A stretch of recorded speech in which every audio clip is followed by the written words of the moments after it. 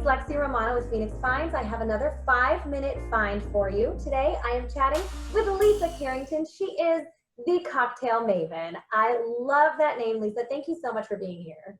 Thanks for having me on. I'm so excited to get to visit with you this afternoon. Absolutely. This is going to be so great. So tell me a little bit about yourself and tell me about Cocktail Maven, just how you got all that stuff started.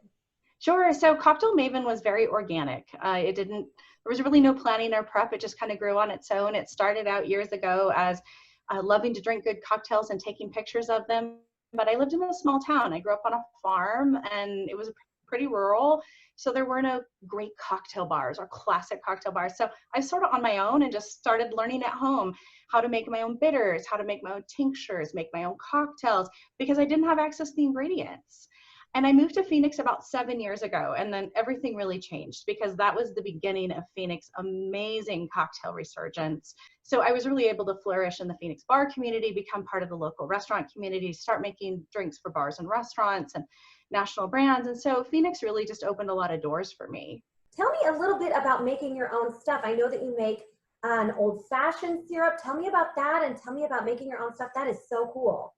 The old-fashioned syrup came out of a party for 100 I had to throw. And I could not stand the thought of not having good cocktails when somebody came to my home because I felt like this is my signature. I need good cocktails, but I can't make a craft cocktail that fast by myself. So I created this syrup, which includes everything you'd ever need in an old-fashioned. Two different kinds of bitters and oranges and spices and sugar, and it's all cooked together. And it saved my bacon at this party. Everybody loved it. And as soon as the party was over, my neighbors started calling to buy it. And they were like, can we have more of that? And I was like, no, it was just for a party. But it was so popular, I didn't say no anymore. And now I sell it. I don't work very hard, to be honest. It's just word of mouth. And if people want to buy it, but people seem to love it. And so my accidental party hack has kind of turned out. So what a brilliant idea to just make the syrup and then people can just order it and you're good to go with an old fashioned. That is genius. So tell me what your favorite cocktail is then. I have to know. Oh, so I literally always say my favorite cocktail is the one in my hand. Because I can't just have a single cocktail that I love, but I will tell you profile, I love very spirit forward cocktails. Not a lot of fillers, not a lot of citrus and syrups and fruits. So I really love to taste the spirit and the terroir and all of the things that you love about spirit. So I'm drawn to things like old fashions, Manhattans, Sazeracs, things in that kind of family. Do you have a favorite place in Phoenix to go get a cocktail? Phoenix is so fortunate. Most people don't realize that Phoenix has internationally acclaimed bars now. 3 bars in Phoenix were nominated in 2020 for the equivalent of the Oscars. That's amazing. There's cities all over America that don't even get 1 bar listed. I mean, I think you almost can't go wrong anymore in Phoenix. I will tell you, the 3 that are nominated are wonderful bars, but there are so many others. Century Grand was nominated this year as Best New Bar, Bitter and Twisted for its cocktail menu, and Little Rituals for Best Hotel Bar. So great, incredible nominations to amazing bartenders and bars in Phoenix. We're so lucky here. And then can you tell me what you're making today? Sure. I decided to make a Vieux Carré today because I thought it might be something you hadn't had on the show before. It's a classic cocktail. It's been around for 100 years. It was invented in New Orleans. It's a very classic cocktail. It's spirit forward, so it's things that I like, but I just thought it might be something different today, and it's fairly easy to make.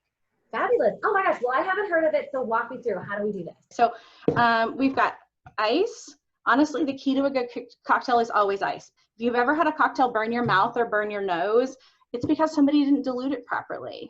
Interesting. Okay, that's a good tidbit to know. So this cocktail has 3 base spirits that I will call in equal parts. That's why it's so easy to remember. It's going to have cognac in it.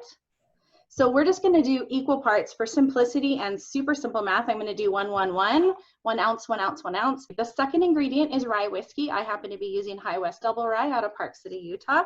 Very reasonably priced bottle and a delicious rye whiskey. Nice. And then the third ingredient is sweet vermouth. And this is cap course. It happens to also be very reasonably priced sweet vermouth. Also an ounce of that. I will tell you, if you think sweet vermouth is the crappy stuff your grandma kept in the cabinet, you are missing out. The last ingredient here is Benedictine. That white label doesn't show particularly well, but also an easy to find. And the measurement's just a bar spoon. So really that's about a teaspoon. just a bar spoon on that one. So that's an easy pour. And then the original recipe has two dashes of two different bitters. Peychaud's, also a very traditional, easy to find. You can get it at the grocery store bitter. And then Angostura. I happen to run out of Angostura because I use it so much. So I'm just happening to use this nice spicy bitter out of Portland. And then the key to everything is stirring. A good cocktail really needs to be stirred around 20 to 30 seconds for something like this where it's all alcohol. So it really gives you the aroma and the flavors of it. You can really get the smell. Absolutely. It brings all those pieces together. It blends all the flavors together. It opens up the flavor molecules, and it takes all of that burn off that you would get in. I literally have 3.5 ounces of alcohol sitting in front of me. That's a tremendous amount of alcohol. Absolutely. So if you don't dilute it and get it nice and cold and get all those flavors mixed, you're probably not going to like it very much. Interesting. That's a great tip. I love it. So the last step on this cocktail, traditionally they would just pour a dash of absinthe in this beautiful glass, whirl it around and dump it out. I am just not a fan of dumping booze out ever. So I store my absinthe in just tiny little spray bottles, like the cheapies, just glass. You can get them online. Don't use plastic. And then I spray the glass because it's fast. There's no mess and there's no waste. Oh, I love, yeah, who wants to waste booze? No way. Agree. So pour that beautiful cocktail in the glass. Put a little spritz across the top just because the aromatics on the nose are so wonderful of absinthe. And you won't get a strong absinthe flavor. Some people are a little overpowered by it, but you'll get that beautiful smell in your nose and maybe not quite as much on your taste buds if you aren't used to it. Love it. Oh my gosh, it looks gorgeous. Here we go. Oh, look at that. Beautiful. Yeah, so traditional New Orleans cocktail, tons of history in that glass, easy to make, and it sort of just makes like any day feel special. Yeah, sometimes you need just something a little more, with a little more oomph to it. I love it. So tell me about your social media. Give me your handles so we can all find you, and then your website. So my social media is cocktail_maven. That's both Instagram and Twitter. And my website is cocktailmavenaz.com. Fabulous. All right, everybody, go check out Cocktail Maven. She puts up the most fabulous recipes and everything. All of her pictures always look mouth-wateringly good. All of those cocktails always look incredible. Thank you so much for being here today, and thank you for making that beautiful cocktail, for teaching us how to make it. I hope you enjoy it. Thank you, Lexi. Thanks for having me. What a fun show. Absolutely. Thank you. It really does look gorgeous. That cocktail is delicious.